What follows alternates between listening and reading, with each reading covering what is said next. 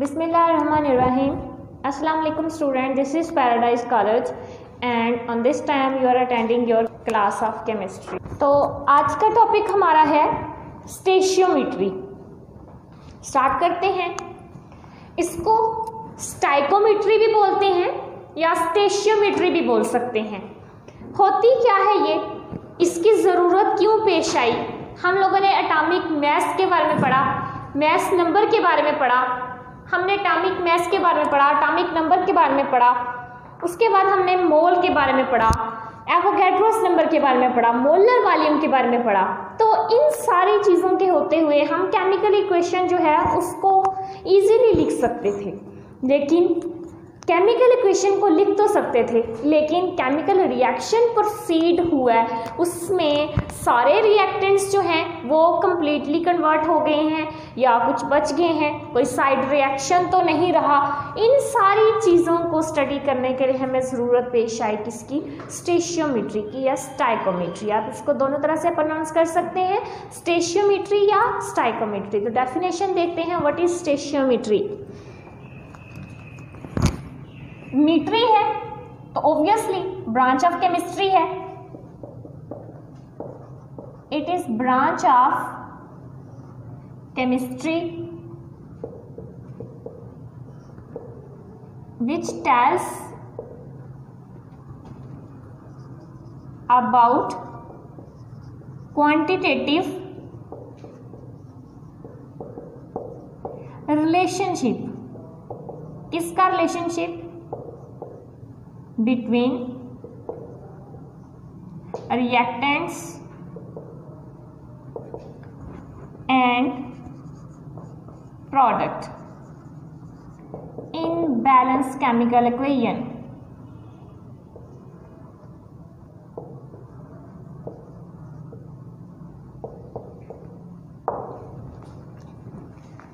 जी, तो ये हमें क्या बता रही है? पहली बात तो जो हमें स्टेशियोमेट्री के बारे में पता चली है कि ये केमिस्ट्री की ब्रांच है जो कि हमें क्वांटिटेटिव रिलेशन बताती है. रिलेशन किसके दरमियान बताती है? रिएक्टेंट्स के दरमियान और प्रोडक्ट्स के दरमियान. किसमें?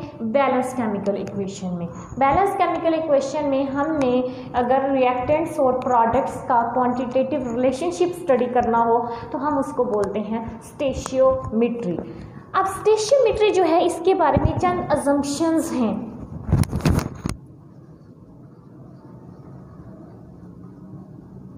अजम्पशन जो हम अज्यूम करते हैं कि स्टेशियोमेट्री को यूज़ करते हुए सारे रिएक्टेंट्स जो हैं ये प्रोडक्ट्स में कन्वर्ट हो जाते हैं. तो फर्स्ट अजम्पशन है, जो कंडीशन है, all reactants are converted into product.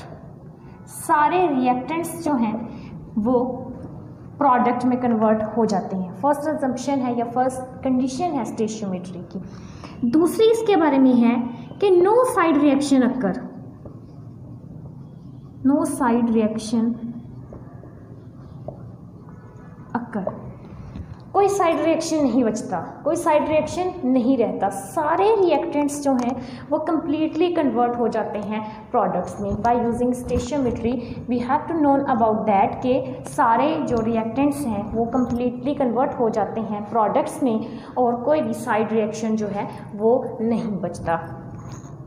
अब स्टेशियोमेट्री को यूज़ करते हुए हम रिलेशनशिप स्टडी करते हैं तीन चीज़ों का.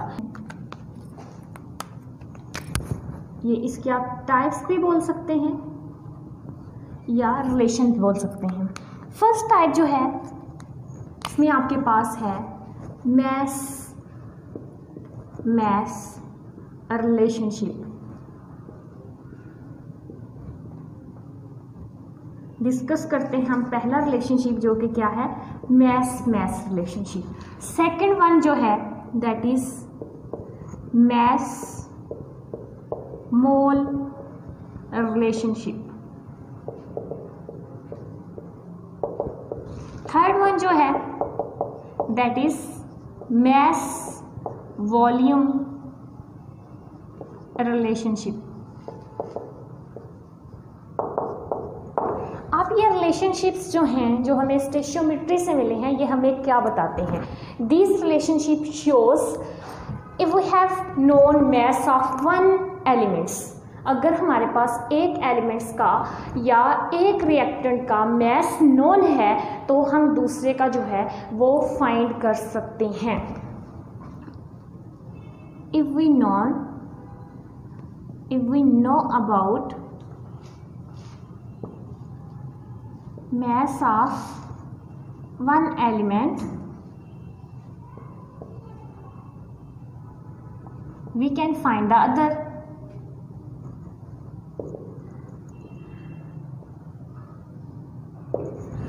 अगर हमारे पास एक एलिमेंट का मास नोन है तो हम दूसरे का फाइंड कर सकते हैं। मास मोल रिलेशनशिप में है कि अगर हमारे पास if we know about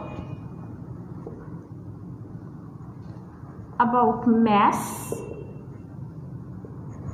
we can find number of mole।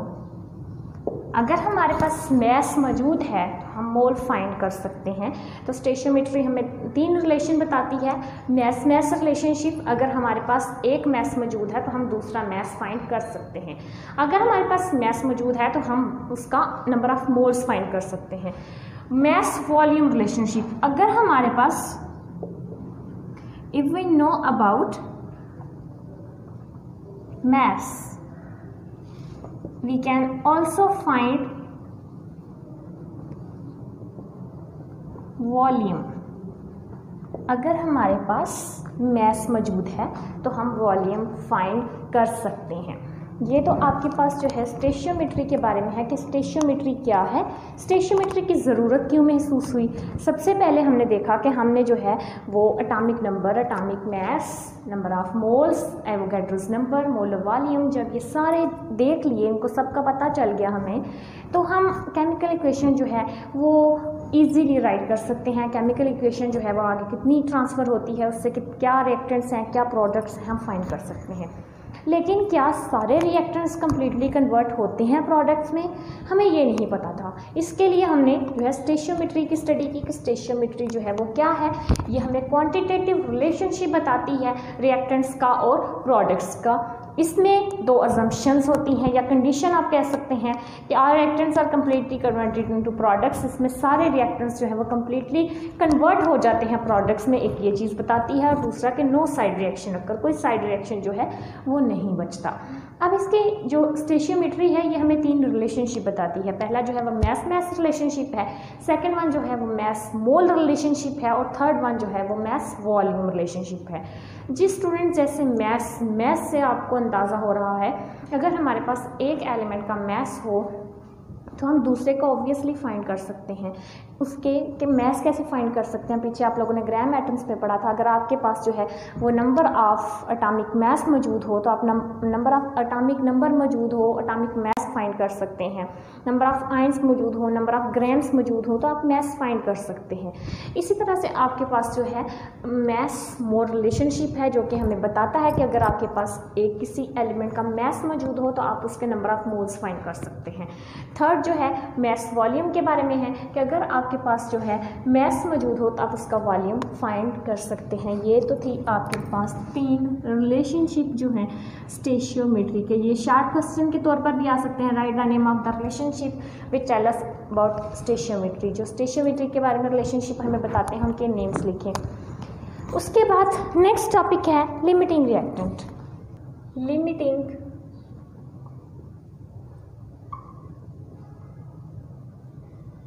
Reactant. अब स्टेशियोमेट्रिक जो टर्म है जो कि हमने उसका यूज़ आके हमने कहाँ पे देखा, स्टेशियोमेट्री का यूज़ हमें कि यहाँ पे तो हमने बता दिया कि सारे रिएक्टेंट्स जो हैं वो कम्प्लीटली कन्वर्ट हो जाते हैं प्रोडक्ट में, कोई साइड रिएक्शन भी नहीं बचता। तो ये रिएक्शन जो है उसको हम कंट्रोल कैसे करते हैं? How we can control the reaction. हम रिएक्शन को कंट्रोल कैसे करते हैं जबकि सारे रिएक्टेंट्स कम्प्लीटली कन्वर्ट हो जाते हैं प्रोडक्ट्स में? इसमें सपोज आपके पास कोई रिएक्शन है, उसको आप इनिशियल में रिएक्टेंट के तौर पर ऑक्सीजन प्रोवाइड करते हैं।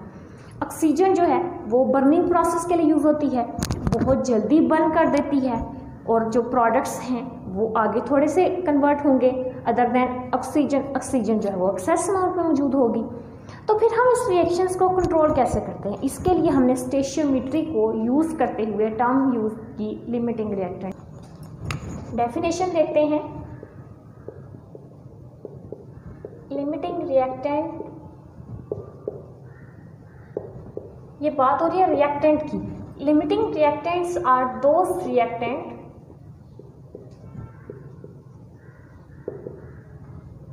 which control the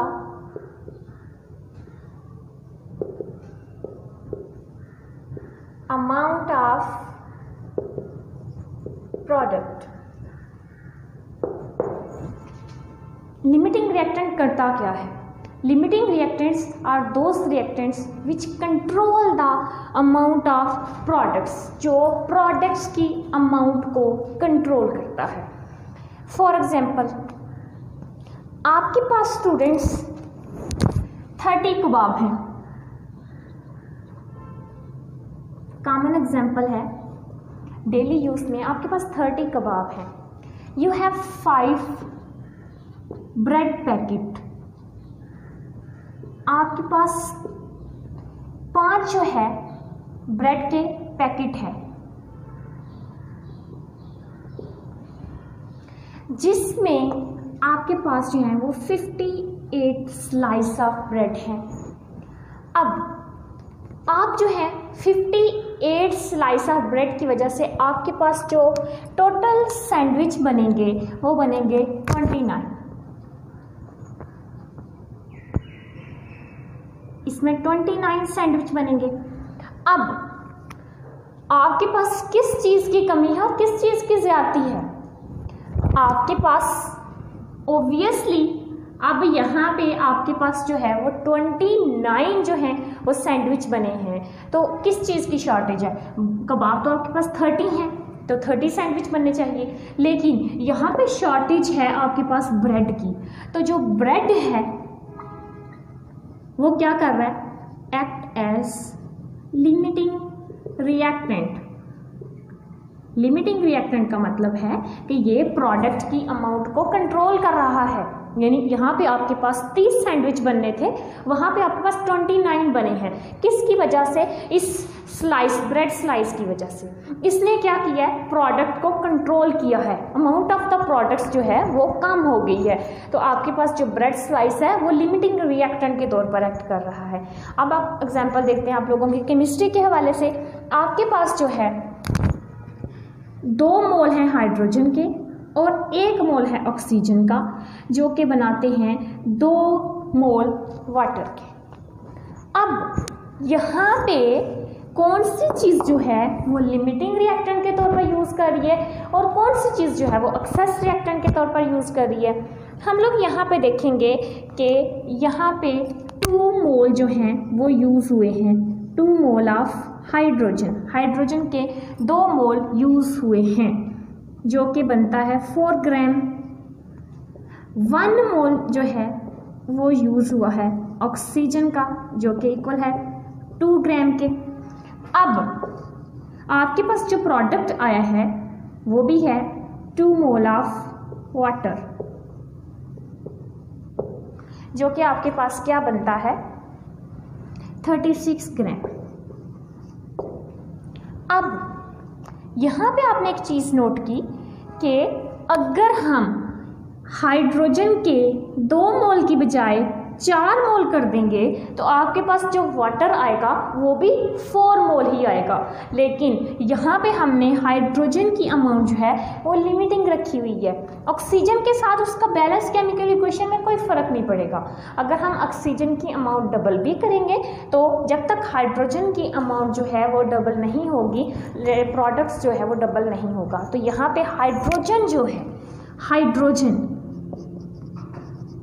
hydrogen act as limiting reactant. Hydrogen जो है वो लिमिटिंग रिएक्टेंट के तौर पर काम कर रहा है। दोबारा देखते हैं लिमिटिंग रिएक्टेंट्स होते क्या हैं। लिमिटिंग रिएक्टेंट जो है वो कंट्रोल करते हैं अमाउंट ऑफ प्रोडक्ट्स को, यानी कि ये ऐसे रिएक्टेंट्स हैं जो कि प्रोडक्ट्स की अमाउंट को कंट्रोल करते हैं। तो कैसे कंट्रोल करते हैं? वो इस तरह से कंट्रोल करते हैं कि हम लोग जो है रिएक्टेंट जो है उसको लिमिट कर देते हैं, उसकी लिमिट जो है वो हम बता देते हैं कि इस लिमिट के साथ इतना प्रोडक्ट्स जो है वो कंट्रोल हो जाएगा। अगर हम रिएक्टेंट्स की लिमिट्स कंट्रोल नहीं करेंगे, रिएक्टेंट्स के नंबर ऑफ मोल इंक्रीज करते जाएंगे तो प्रोडक्ट्स जो है वो भी इंक्रीज अप होता जाएगा। तो हमने रिएक्टेंट्स ऐसे लिए हैं जो कि उसकी लिमिट को कंट्रोल कर देते हैं। अब नेक्स्ट जो आपके पास है कि बाय यूजिंग लिमिटिंग रिएक्टेंट हम क्या क्या चीज़ें फाइंड कर सकते हैं। By using limiting reactant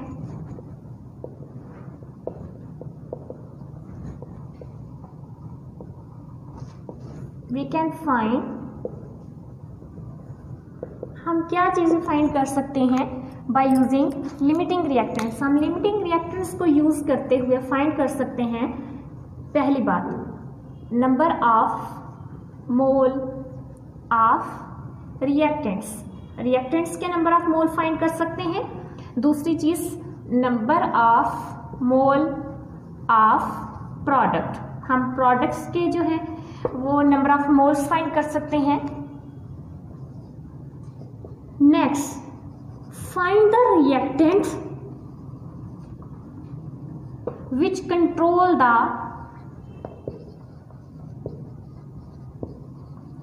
amount of product। हम नंबर ऑफ रिएक्टेंट्स जो है उनके नंबर ऑफ मोल्स फाइंड कर सकते हैं, प्रोडक्ट्स के नंबर ऑफ मोल फाइंड कर सकते हैं और उस रिएक्टेंट को फाइंड कर सकते हैं जो कि प्रोडक्ट की अमाउंट को कंट्रोल करता है। तो लिमिटिंग रिएक्टेंट को यूज़ करते हुए हम क्या चीज़ फाइंड कर सकते हैं स्टूडेंट्स? हम नंबर ऑफ मोल्स फाइंड कर सकते हैं। बैलेंस केमिकल इक्वेशन की बात कर रहे हैं ना, तो बैलेंस केमिकल इक्वेशन में क्या होते हैं? Reactants and products. अब जो है इसमें हम रिएक्टेंट्स के नंबर ऑफ मोल्स फाइंड कर सकते हैं, प्रोडक्ट्स के नंबर ऑफ मोल्स फाइंड कर सकते हैं और वो रिएक्टेंट फाइंड कर सकते हैं। जैसे आपने पीछे देखा कि हाइड्रोजन और ऑक्सीजन, अब ये दोनों रिएक्टेंट हैं जो कि प्रोडक्ट बना रहे हैं। अब हमें इनके नंबर ऑफ मोल से पता चलेगा कि जो कि प्रोडक्ट को कंट्रोल कर रहा है। तो यहाँ पे वाटर की जो आपने बना है, यहाँ पे हाइड्रोजन जो है ये ऐसा रिएक्टेंट है जो कि प्रोडक्ट्स को कंट्रोल कर रहा है। तो इस रिएक्शन में हाइड्रोजन जो है वो एक लिमिटिंग रिएक्टेंट है।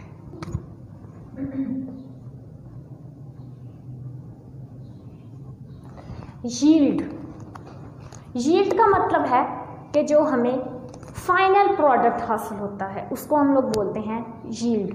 The amount of the product obtain from balance chemical equation, एक बैलेंस केमिकल इक्वेशन से जो अमाउंट ऑफ प्रोडक्ट्स हम लोग हासिल करते हैं उसको बोलते हैं यील्ड। तो डेफिनेशन है the amount of product obtained by chemical equation, जो एक केमिकल इक्वेशन से अमाउंट ऑफ प्रोडक्ट हमें ऑब्टेन होती है इसको हम बोलते हैं यील्ड। अब यील्ड जो होती हैं तीन टाइप्स की होती हैं।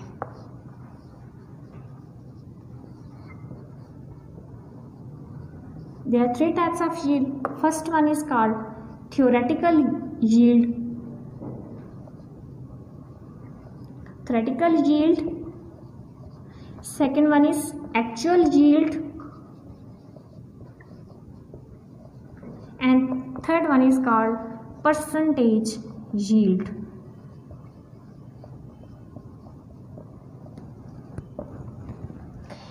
What is theoretical yield? Theoretical yield क्या है? ऐसी yield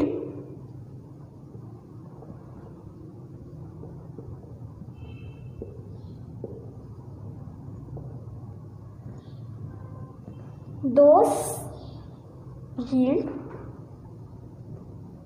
which we calculate from balance equation.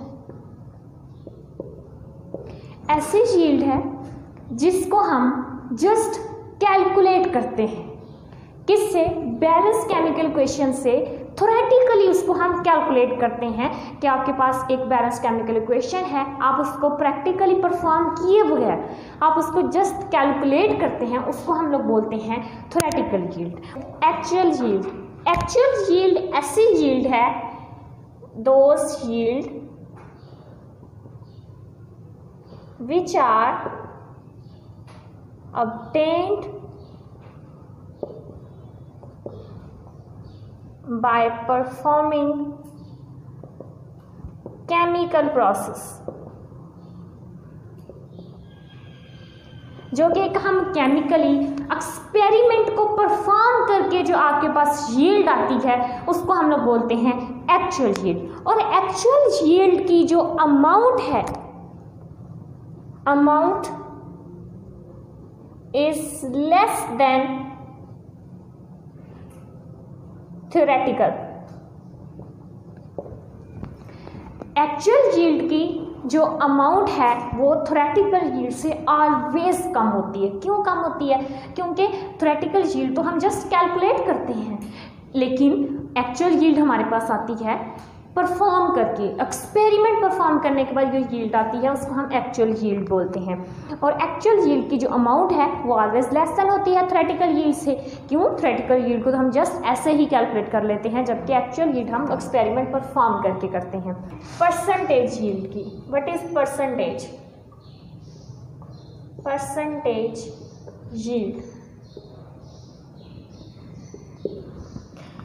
Percentage yield जो आपके पास है, it is the ratio of, ratio है ये किसकी? एक्चुअल यील्ड की एंड थ्योरेटिकल यील्ड। ये हम एक्चुअल यील्ड और थ्योरेटिकल यील्ड की रेशियो लेते हैं और उसको मल्टीप्लाई कर देते हैं, मल्टीप्लाइड बाय 100, उसको हम 100 के साथ मल्टीप्लाई कर देते हैं। आपके पास जो यील्ड आती है उसको हम बोलते हैं परसेंटेज यील्ड। फॉर एग्जांपल इसका जो फार्मूला है परसेंटेज यील्ड का वो इस तरह से है, percentage yield is equal to actual yield over theoretical yield.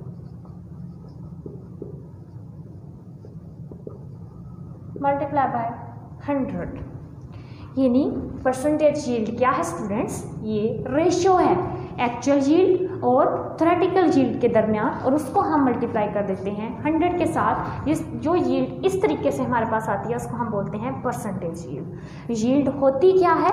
ये अमाउंट ऑफ द प्रोडक्ट्स हैं जो कि हमारे पास एट द एंड आते हैं, उसको हम यील्ड बोलते हैं। यील्ड की तीन टाइप की होती है, एक्चुअल यील्ड है, थ्योरेटिकल यील्ड है और परसेंटेज यील्ड है। एक्चुअल यील्ड जो है, जो हम एक्सपेरिमेंट परफॉर्म करने के बाद जो हमारे पास प्रोडक्ट्स आते हैं उसको हम एक्चुअल यील्ड बोलते हैं, और जिसको हम जस्ट ऐसे ही कैलकुलेट कर लेते हैं वो थ्योरेटिकल यील्ड है। जो हम एक्चुअल यील्ड और थ्योरेटिकल यील्ड की रेशियो लेते हैं और इस रेशियो को मल्टीप्लाई कर देते हैं 100 के साथ, ऐसी यील्ड को हम लोग बोलते हैं परसेंटेज यील्ड। जी स्टूडेंट्स, ये था आप लोगों के चैप्टर का लास्ट टॉपिक। इसके साथ यील्ड के साथ मिलती जुलती एग्जाम्पल्स, लिमिटिंग रिएक्टेंट के साथ मिलती जुलती एग्जाम्पल्स और स्टेशियोमीटर के साथ मिलती जुलती एग्जाम्पल आप लोगों का जो प्रोजेक्ट है ये आप लोगों ने खुद करने की कोशिश करनी है। ओके स्टूडेंट्स, अल्लाह हाफिज़।